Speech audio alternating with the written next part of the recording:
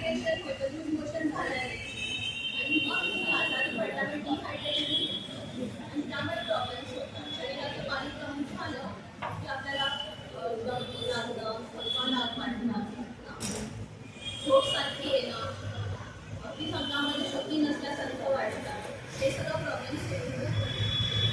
तर डायरियाचे कारण काय आहे? व्हायरसमुळे होऊ शकतो, बॅक्टेरियामुळे होऊ शकतो आणि फंगसमुळे होऊ शकतो.